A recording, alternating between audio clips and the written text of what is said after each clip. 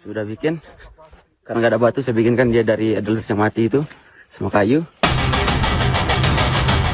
Hingga kini tim SAR gabungan masih mengupayakan evakuasi Juliana, warga negara Brazil yang terperosok ke jurang di ketinggian Gunung Rinjani, Lombok, Nusa Tenggara Barat. Tim SAR memastikan bahwa pendaki asal Brazil yang jatuh dari tebing Gunung Rinjani pada Sabtu lalu dipastikan dalam kondisi meninggal dunia. Tim SAR pun telah berhasil menjangkau korban di kedalaman 600 meter dan melakukan tindakan wrapping survivor terhadap korban. Berhasil menjangkau korban pada kedalaman 600 meter yang kita sebut datum point, di mana sebelumnya kita perkirakan korban ada di posisi kedalaman 400 meter, dan ternyata setelah kita bisa menjangkau korban, ternyata ada pergeseran turun ke bawah lagi di kedalaman 600 meter. Selanjutnya dilakukan pemeriksaan terhadap korban dan tidak ditemukan adanya tanda-tanda kehidupan. Sementara itu, Menteri Pariwisata Widianti Putri Wardana menyayangkan kejadian ini. Menpar juga meminta penguatan standar operasional prosedur atau SOP di seluruh wisata ekstrim di Indonesia. Pemerintah targetkan zero accident di seluruh tempat wisata di Indonesia. Perlu kami tegaskan bahwa keselamatan dan keamanan wisatawan adalah prioritas utama dalam mengembangkan pariwisata nasional. Kami telah meminta seluruh instansi terkait untuk memperkuat standar operasional prosedur serta meningkatkan pengawasan terhadap kegiatan wisata berisiko tinggi, khususnya di destinasi ekstrim seperti gunung. Juliana Marins, 26 tahun, terperosok ketika mendaki Gunung Rinjani. Posisi korban terdeteksi melalui pantauan udara drone thermal. Selama 3 hari, petugas sempat kesulitan melakukan evakuasi karena medan yang terjal dan cuaca ekstrim. Dari Lombok Timur, Ramli Naruwang, iNews melaporkan.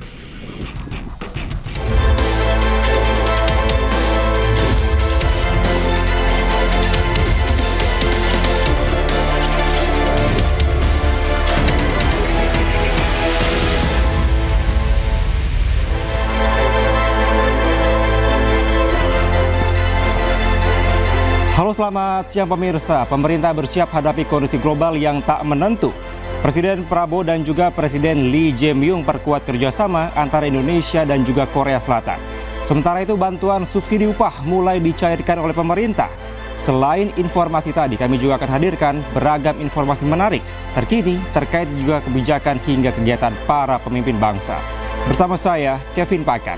Inilah Pemimpin Rakyat, pemimpin beraksi, rakyat awasi.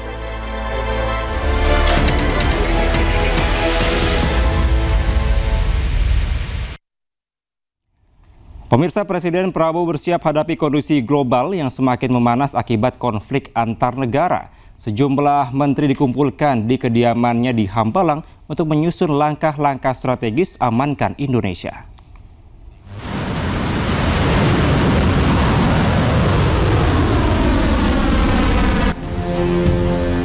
Konflik antara Iran dan Israel membuat kondisi geopolitik dunia semakin memanas. Meski gencatan senjata yang telah terjadi, namun Indonesia tetap bersiap menghadapi kondisi keamanan dan ekonomi global yang tak menentu. Presiden Prabowo pun mengumpulkan sejumlah menterinya untuk rapat terbatas di kediamannya di Hambalang, Bogor, Jawa Barat. Rapat digelar untuk membahas dampak gejolak kondisi global. Rapat ini diikuti oleh Menko Bidang Politik dan Keamanan Budi Gunawan. Turut hadir dalam rapat ini Panglima TNI dan Kapolri. Dalam kondisi global yang tak menentu, harga minyak dunia menjadi perhatian pemerintah. Katanya harga minyak akan potensi naik, melebihi asumsi di dalam APBN. Saya katakan berdoa aja, karena hanya doa dan ikhtiar kita secara internal yang bisa menyelamatkan kita. Kita nggak bisa berharap pada negara lain dalam kondisi yang seperti ini. Karena apa? Hampir semua negara juga memikirkan tentang negara mereka. Sementara itu hingga kini, Iran dan Israel sepakat untuk gencatan senjata. Presiden Amerika Serikat Donald Trump menyebutkan gencatan senjata telah sepenuhnya disepakati oleh Iran dan Israel. Gencatan senjata akan menjadi proses bertahap selama 24 jam. Dengan Iran menghentikan seluruh operasi secara sepihak, maka Israel akan mengikutinya dalam 12 jam kemudian.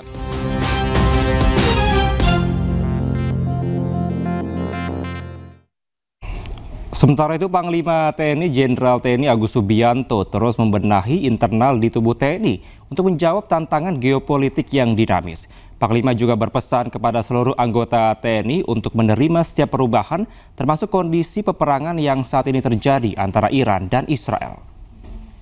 Untuk TNI profesional harus well fed, kesejahteraannya harus baik, well trained, harus dilatih dengan baik. Sekarang ada kebijakan dari saya bahwa setiap pendidikan harus menembak 1000 butir, ya, sehingga untuk mereka lebih profesional, well organized, merubah organisasi supaya organisasi yang kita bentuk bisa menjawab tantangan masa depan yang sekarang secara geopolitik dan strategis kan sangat dinamis.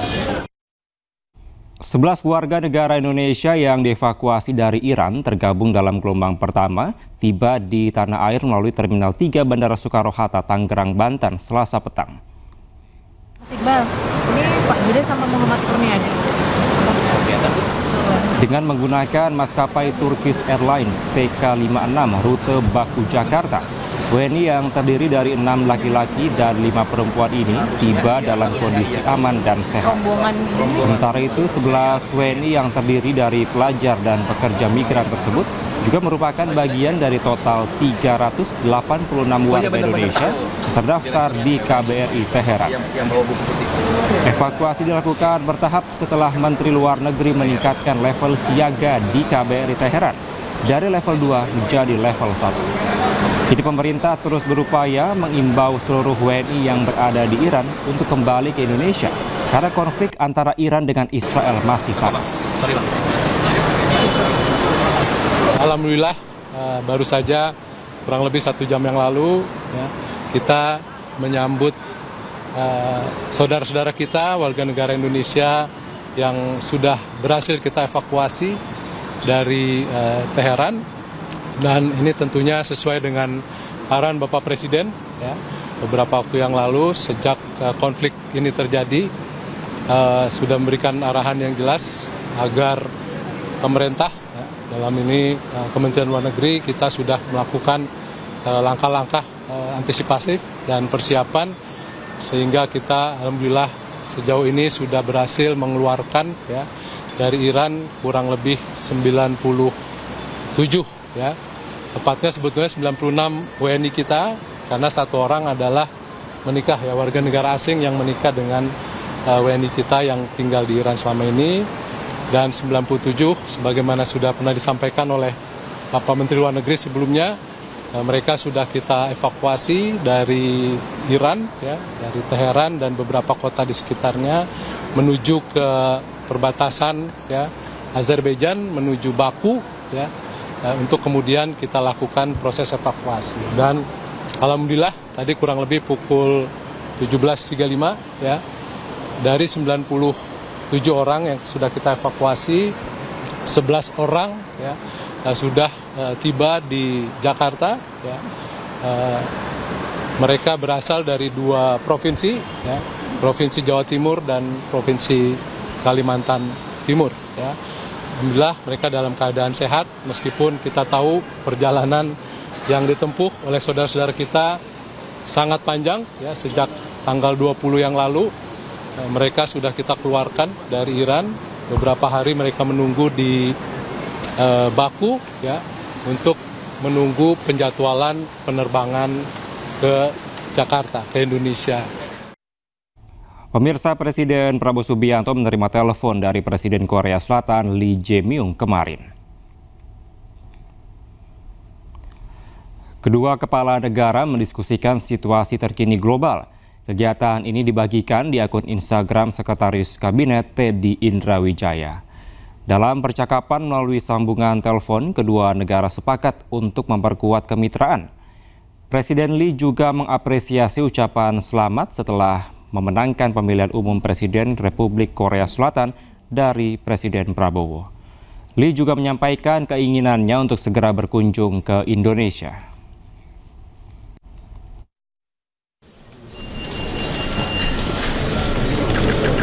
Lee Jae-myung terpilih menjadi Presiden Korea Selatan pada 3 Juni 2025.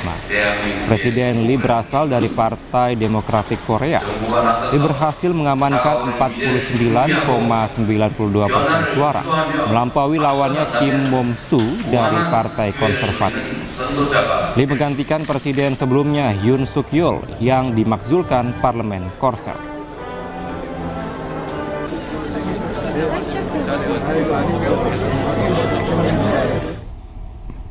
Presiden Prabowo Subianto menandatangani instruksi Presiden atau Inpres percepatan pembangunan Pulau Enggano yang berada di Provinsi Bengkulu. Rakyat Enggano tetap semangat, kita akan terus bantu dan mendorong pembangunan di Enggano. Penandatanganan Inpres disaksikan langsung oleh Wakil Ketua DPR RI Sufmi Dasko, Sekretaris Kabinet Letkol Teddy Indrawijaya dan Mensesnek Prasetyo Hadi. Prabowo berharap Inpres dapat mendorong pembangunan di Pulau Enggano yang terisolasi karena dangkalnya alur pelabuhan Pulau Baai. Saya berharap rakyat Enggano tetap semangat, kita akan terus bantu dan mendorong pembangunan di Enggano. Sekarang ini saya tanda tangan Inpres untuk mempercepat kelancaran pembangunan di Enggano. Bismillahirrahmanirrahim.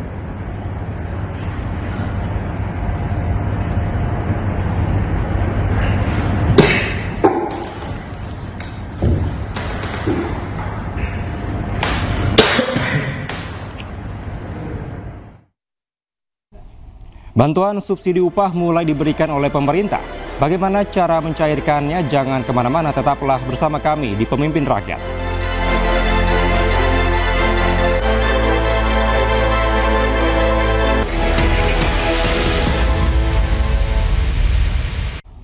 Kembali di Pemimpin Rakyat, pemirsa, para pekerja dan buruh dengan upah di bawah 3,5 juta rupiah mendapatkan bantuan dari pemerintah. Melalui Kementerian Ketenagakerjaan, pemerintah telah menyalurkan bantuan subsidi upah tahun 2025 kepada 2,45 juta pekerja dengan gaji 3,5 juta rupiah ke bawah. Menteri Ketenagakerjaan Yasir Lee menyampaikan, BSU ditujukan untuk membantu daya beli pekerja bergaji rendah. Program ini menargetkan 17 juta pekerja yang akan menerima uang bantuan sejumlah Rp300.000 per orang. Jumlah ini akan dibayarkan sekaligus untuk 2 bulan, sehingga masing-masing pekerja menerima bantuan Rp600.000. BSU tahun 2025 diberikan sebesar Rp300.000 per bulan per pekerja atau buruh yang diberikan untuk 2 bulan dan dibayarkan sekaligus, sehingga total yang akan diterima oleh per pekerja per buruh sebesar Rp600.000. Presiden Prabowo Subianto menggandeng pesantren untuk bersama-sama mengentaskan kemiskinan. Dengan pengelolaan yang baik, pesantren bisa menguatkan ekonomi nasional.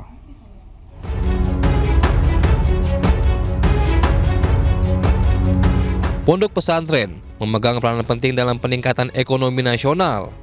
Tidak hanya itu, dengan pengelolaan yang baik, pesantren bisa mengentaskan kemiskinan.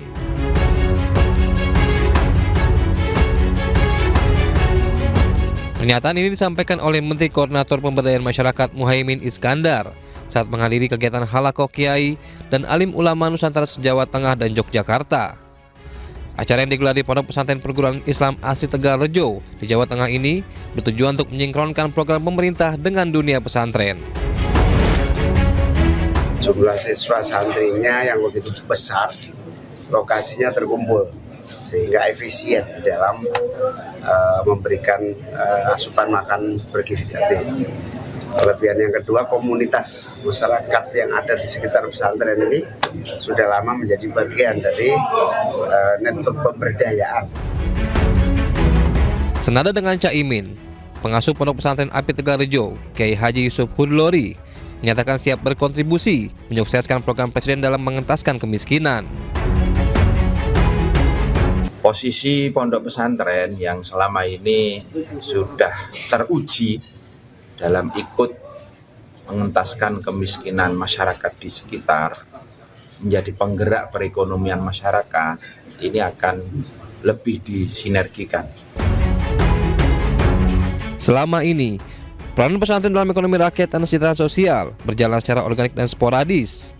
Kedepannya, seluruh gerakan pengentasan kemiskinan di pesantren akan berjalan beriringan dengan program pemerintah seperti program makan bergizi gratis. Dari Magelang, Jawa Tengah, Puji Hartono, iNews melaporkan. Sementara itu pemirsa, Presiden Prabowo menugaskan PBNU untuk mengelola 1000 titik satuan pelayanan pemenuhan gizi atau SPPG dalam program makan bergizi gratis. Hal ini disampaikan Ketua Umum PBNU Yahya Khalil Stakuf usai bertemu dengan Presiden Prabowo kemarin. Kami diberi target oleh PGN misalnya harus bisa mengelola 1000 titik misalnya seperti itu. Ini pekerjaan besar sekali buat PBNU sehingga kami perlu koordinasi yang lebih. Pemirsa, Wakil Ketua Badan Penyelenggara Haji Danhil Ashar Simanjuntak blak-blakan soal keberadaan kartel haji di Indonesia. Keberadaan kartel haji pun diminta oleh Presiden Prabowo untuk segera dituntaskan. Hal ini disampaikan oleh Danhil Ashar dalam podcast Bikin Terang di YouTube Official iNews. Banyak pihak gitu ya, tokoh, gitu, pejabat publik gitu, kontak saya gitu, ada senior saya gitu ya, ada adikan saya gitu. Jadi rame-rame gitu. Banyak yang bilang saya Adinda gitu, ada yang ngomong Adinda, ada yang Bang gitu lah. Ada yang bilang Bang, saya biasanya Bang dipanggilnya. Jadi hati-hati, jangan terlalu. Siapa aja Bang yang ngasih tahu Bang? Saya nggak mungkin ngomong. Oh ya. Okay. Ada satu Mbak Anissa, kemudian enggak. Jadi yang kemudian nyampaikan saya Bang, jangan terlalu ngegas gitu loh. Bang Danhil ini udah pejabat publik loh, jadi jangan kembali lagi jadi tokoh pressure group gitu kan publik taunya saya dari kritis selama ini gitu. Nah, kenapa? Karena haji ini status quo lah Bang. Ada kartel besar. Dan harus hati-hati. Harus hati-hati. Kartel gitu. Itu kan identik negatif ya? Iya. Escobar. Oh, Escobar. Pablo Escobar. Dan saya kemudian saya bilang, saya baru diwanti-wanti seperti itu makin tambah, kalau anak Medan bilang ya makin tambah sur, saya bilang. Nah, pada satu kesempatan sebelum penyelenggaraan haji kemarin, saya lapor ke Presiden. 7 bulan ini saya mendalami, Pak, kesimpulannya adalah kartel-kartel besar itu di haji itu kita itu luar biasa. Saya sampaikan ke Pak Prabowo, banyak kartelnya Pak, segala macam. Apa kalimat Pak Prabowo satu ke saya? Udah, kamu babat. Pemirsa, usai jeda kita akan melihat gol kelas dunia yang dicetak oleh Wakil Presiden Gibran Rakabuming Raka. Jangan kemana-mana, tetaplah di Pemimpin Rakyat.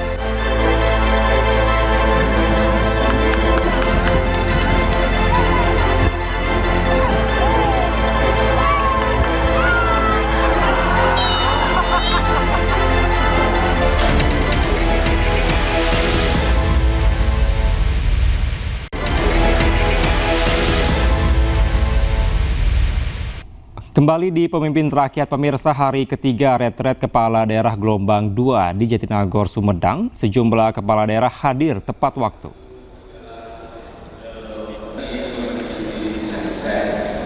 Pada hari ketiga pelaksanaan retret Kepala Daerah dan Wakil Kepala Daerah Gelombang 2 di Balairung Rudini Kampus IPDN Jatinagor, Sumedang, Jawa Barat, semua peserta tercatat hadir dan tidak diwakilkan. Para peserta disiplin datang tepat waktu sejak agenda pertama, yakni senam pagi. Setelah senam dan apel pagi, para peserta retret diberikan paparan dan arahan, diantaranya dari Menko PMK Pratikno dan Mendikdasmen Abdul Muti. Pemirsa, warga sekitar Sungai Citarum di Karawang, Jawa Barat dihebohkan dengan penampakan air Sungai Citarum yang berubah warna menjadi biru. Pencemaran sungai tersebut ternyata berasal dari pabrik kertas.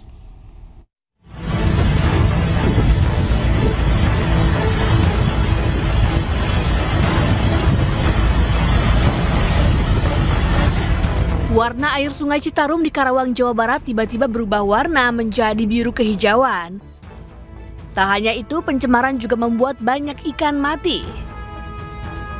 Menurut Kepala Dinas Lingkungan Hidup dan Kebersihan Karawang, perubahan warna ini akibat pencemaran limbah dari salah satu pabrik produksi kertas di Karawang. Untuk menindaklanjuti laporan warga, pihaknya sudah memanggil perusahaan yang telah mencemari Sungai Citarum. Dari mana asalnya, Pak? Di Pino 1. Pino 1. Itu udah distik kan Pak artinya, Pak? Informasi apa? Pino 1. Ya, Terus tindakan selanjutnya, Pak? Dari Bapak? Nanti kita panggil ya. Kapan ini, Pak? Secepatnya ya. Secepatnya. Oke. Siap. Sementara itu, Gubernur Jawa Barat Deddy Mulyadi memerintahkan Dinas Lingkungan Hidup untuk bergerak cepat dan mengumpulkan bukti-bukti pencemaran oleh pabrik kertas. Deddy menyebut tak akan berkompromi dengan pelaku usaha di Jabar yang melakukan pelanggaran dan pencemaran lingkungan. Mengenai dugaan tindakan pencemaran yang dilakukan oleh PT Pino Deli Karawang yang berakibat pada kematian ikan di Sungai Citarum dan sungainya berubah menjadi membiru, Dinas Lingkungan Hidup Provinsi Jawa Barat sudah mengidentifikasi, sekarang sedang melaksanakan penelitian untuk mengumpulkan bukti-bukti. Dan saya tegaskan bahwa saya sudah meminta pada Dinas Lingkungan Hidup untuk memproses dan bersikap tegas dan konsisten, serta memberikan sanksi tegas apabila ditemukan pelanggaran-pelanggaran yang bertentangan dengan Undang-Undang Lingkungan Hidup.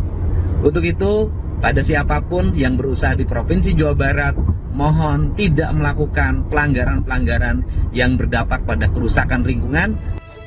Warga yang tinggal di sekitar sungai juga berharap agar semua pihak bisa menyelesaikan permasalahan limbah demi kesejahteraan bersama. Dari Karawang, Jawa Barat, Tristiawan, iNews melaporkan. Pemirsa, video Wakil Presiden Gibran Rakabuming Raka bermain sepak bola beredar viral di media sosial. Dalam video tersebut, Wapres Gibran bahkan mencetak gol ke gawang.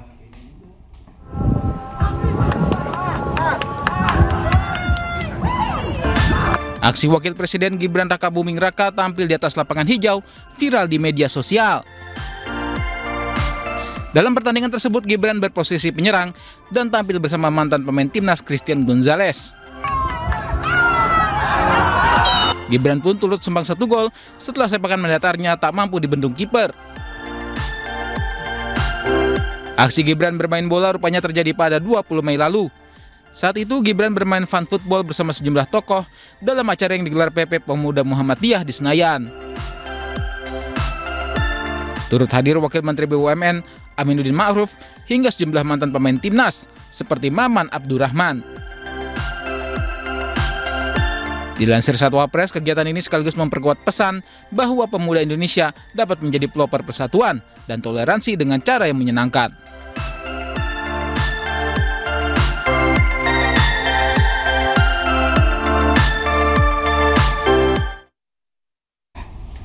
Pemirsa, pemerintah atau dalam hal ini Menteri Pariwisata RI Widianti Putri Wardana meninjau sejumlah persiapan Taman Mini Indonesia atau TMI Jakarta dalam rangka menyambut momen libur sekolah.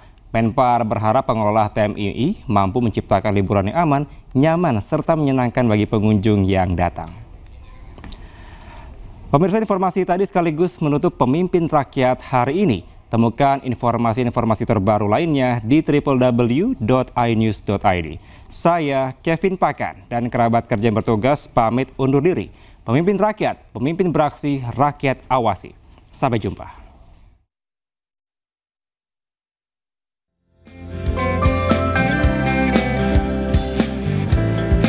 Taman Mini Indonesia Indah masih menjadi salah satu destinasi wisata favorit bagi sejumlah keluarga di tanah air, terutama saat momen libur anak sekolah tiba. Mengantisipasi lonjakan pengunjung tersebut, Menteri Pariwisata RI Widianti Putri Wardana terus mengingatkan pengelola bahwa pentingnya keselamatan, keamanan, serta kenyamanan bagi wisatawan yang datang. Taman Mini ini merupakan tempat yang destinasi yang wisatawan kunjungi. Targetnya selama libur ini 200.000 kunjungan. Jadi kami ingin memastikan bahwa tempat ini bersih, ada fasilitas amenitas yang baik, tempat makan yang bagus, toiletnya juga bersih, dan ada juga kami mungkin pemadam kebakaran, tim medis, lengkap semuanya. Dalam tinjauannya di TMII, Menpar melakukan pengecekan di sejumlah fasilitas umum yang terdapat di Taman Mini Indonesia Indah, di antaranya Food Court Pasar Nusantara, anjungan, toilet umum, serta damkar. Dari Jakarta, Fakih Satrio, iNews melaporkan.